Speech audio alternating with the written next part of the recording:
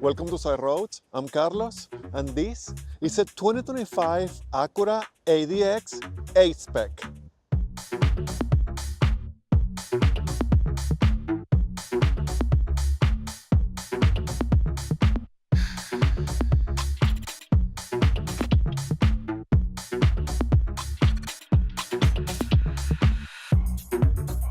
The ADX A-Spec comes with a 1.5-liter 4-cylinder turbo engine that produces 190 horsepower and 179 pound-feet of torque. You can have the ADX either front-wheel drive or all-wheel drive, and the engine comes paired with a CVT.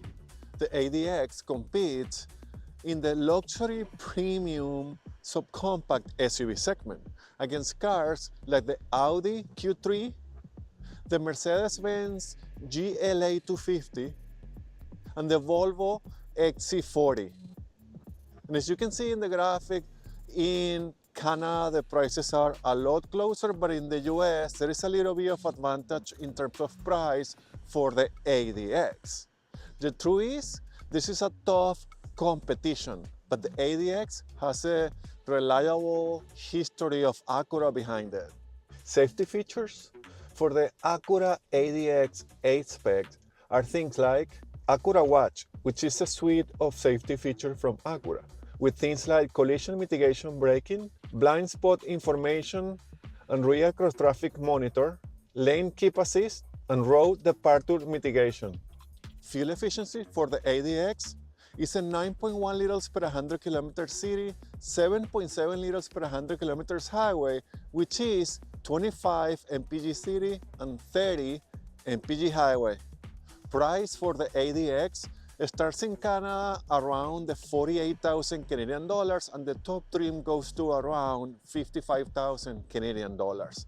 In the US, the price starts around 35,000 US dollars, and the top trim goes to around 42,000 US dollars.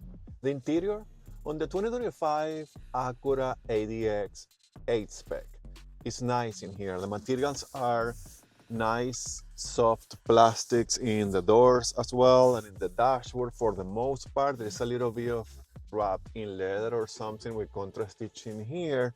It looks good. We have two memory seats for two different drivers, and all windows are one touch up and down. The steering wheel comes wrapped in leather and has contrast stitching and perforation, and is a little bit flat in the bottom. It feels nice and sporty in your hands, and we have paddle shifters here too. The seats are comfortable. I find them firm but comfortable, and they come in this ultra suede with leatherette and has a perforation and also contrast stitching in red because we are in the A-Spec. They look really good. I like the design on the suites, and they come with heated and ventilation. We have a 10.2 inches digital gauge cluster, typical for the latest Acuras, and you can configure that. It's pretty clear, pretty easy to use. All the messages from the car come from there, and you can change the main views and information that the car can offer to you, and it changes when you change the drive modes that we have: sport, normal, comfort, and snow. Then we have a 9 inches infotainment screen here that is color and touch, and the icons are big and easy to use. It's pretty responsive too. Has Apple CarPlay, Android Auto, and have Google integration for maps and assistant, and also has Alexa integration here. It's pretty nice. It could be bigger for these today's standards, but it's functional and easy to use, which I like. We have a volume knob here. So as I was saying, we have contrast stitching here and this different texture here, and then we have this chrome and this other silver trim here. It looks expensive and really nice, and this car needs to look expensive because it competes in a premium luxury segment. I also like the materials on the doors, and there is a little bit of leather here. There's a little bit of piano black, but have this extra texture here. It's in a high traffic zone, but that is okay. The air conditioning controls are physical buttons, which I like. Most newer cars are integrating the air conditioning into the screen, so I appreciate this. And the knobs are big and they feel nice while using them, and they turn red or blue depending if you are going up or down on your temperature. I think that's pretty cool. We have a wireless charging pad here, one cup holder with an extra cubby and a second cup holder. Back here we have a regular shifter, your drive modes control here, and a electronic parking brake. The center console is pretty big considering the size of the car. I think the support points are also really nice and comfortable, and the glove box is on the average size. We have a premium sound system with 15 speakers and a panoramic sunroof. I fit behind myself based on my driving position, and there is a space for my knees and my height. There is an armrest with 2 cup holders, air vents, and USB-C charging ports. The seats are comfortable. I find them a little bit low, but comfortable, and they can be split 40-60. The trunk I find practical enough for the size of this car. This is a subcompact. You will find pretty much the same size of trunks in other offerings. So this is good. The ADX is based on some Honda products and have all Honda parts and similar elements here, which, you know, could be a good thing. I think they have done enough to make it a little bit more luxurious, a little bit more special and unique, so you know that you are in an Acura. I think this is class competitive. It's simple, user-friendly. Other offers are crazy on the screens and all that, so this simpler layout and design may attract some customers. I think this is good. So how is to drive the 2025 Acura ADX? And we are driving the A-Spec, which is a top trim, and the one that is a little bit more sporty, both in the looks and somehow in drive modes and all that stuff. So it's nice. In general terms, this is nice. I'm realizing more and more that I like smaller cars better than I like bigger cars. It's, you know, it's easy to drive around, it's fun to toss around, it's just practical, it feels agile, I like it. And this is a subcompact SUV, so I don't know if it's that small, but it's not yet a compact SUV, so it is cozy in here, but it's nice. If you don't have a lot of stuff and you don't have a big family, or you are just a couple or single, or I don't know, this will do. And you know, it's an SUV, which is a pretty hot item to have lately, so it's all good. In general terms, I like it. I think the market that is sitting in is also interesting and pretty competitive, so we'll see. Let's start with the cabin. The cabin is insulated well enough, I would say. I feel a lot of road noise, and I'm not sure that should be the case for a car on this price point.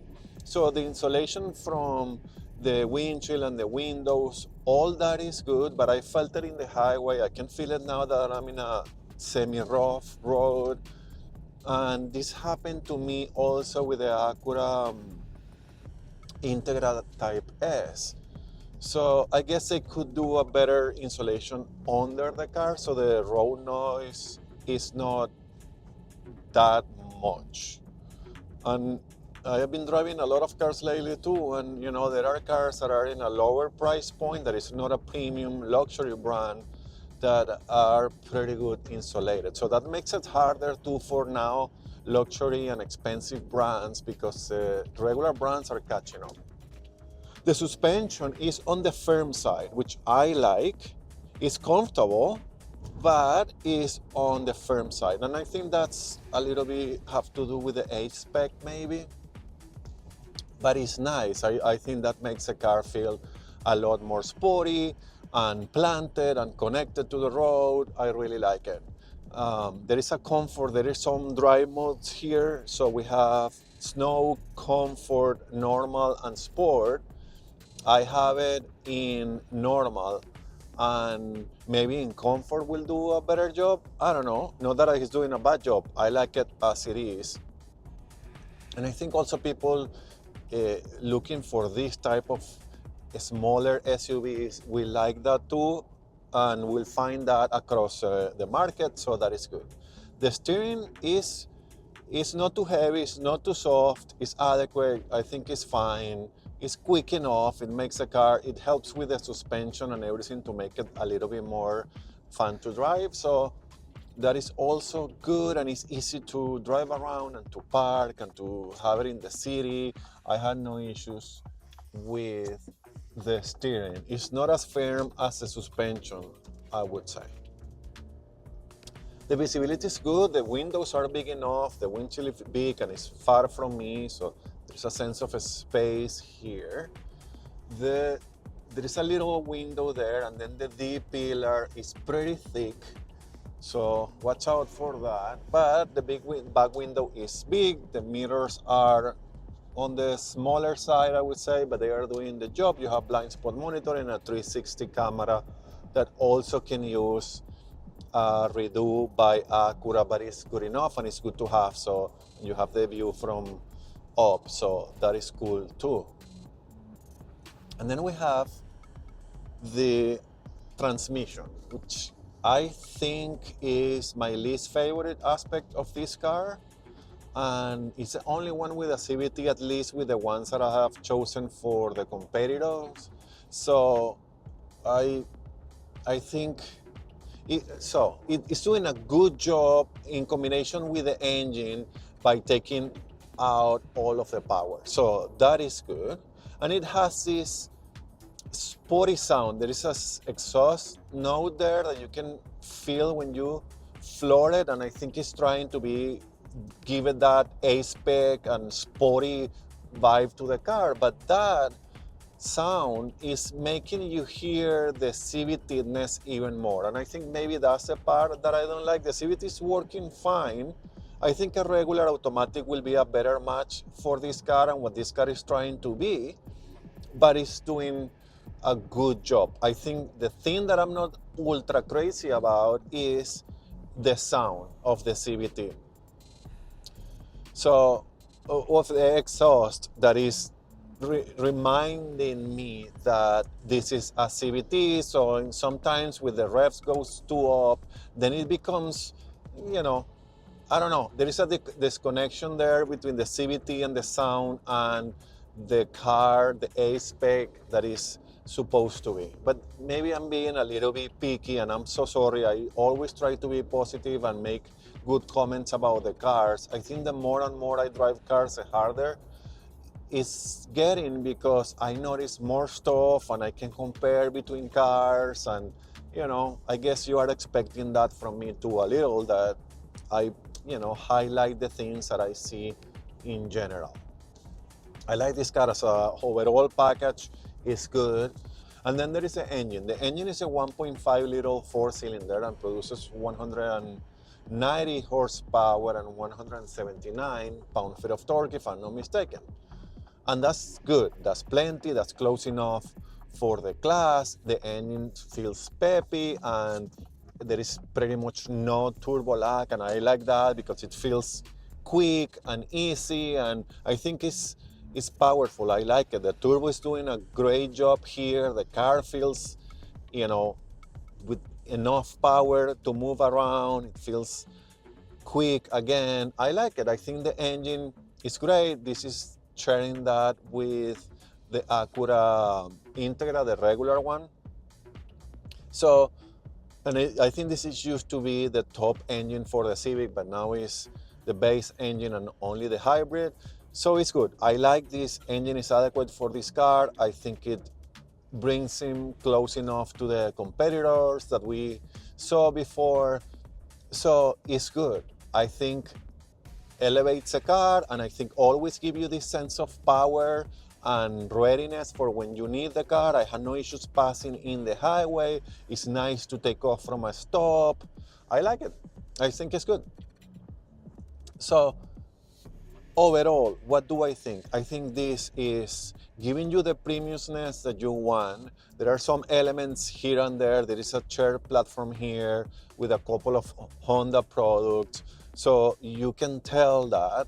And That's not a bad thing necessarily, but the competitors are really strong competitors, and everybody's bringing so much technology and so much innovation that is, especially the interior. I think this, has some disadvantages comparing to all those cars, but I love how this car looks. I think, to me, this is one of the nicest looking Acura right now. This is brand new for the year, and I think they have done a great job. This is based on the HRV, I think, from Honda, but it looks different enough. The lines are more stylish. Has its own personality. The front end is super aggressive, good looking and dynamic. I love the back end too. I really like how this car looks, and to me, that's the strongest point of this car. But there is one thing that separates this car from the competitors, at least the ones that we saw, which is reliability. This is a very beloved brand. Acuras are known by being reliable. This is a luxury premium brand from Honda. So all that is there. And I have seen a lot of these on the streets. So there is people and there are customers being turned into and brought to the brand because of this product, and I think that's what Acura was looking for. I think it's a smart product. They needed this in the lineup, and it's pretty well executed. This is solid and good. With the 2025 ADX, Acura enters the subcompact luxury premium SUV segment, and not all the brands has offerings in this segment. So I think this is a very smart move from Acura.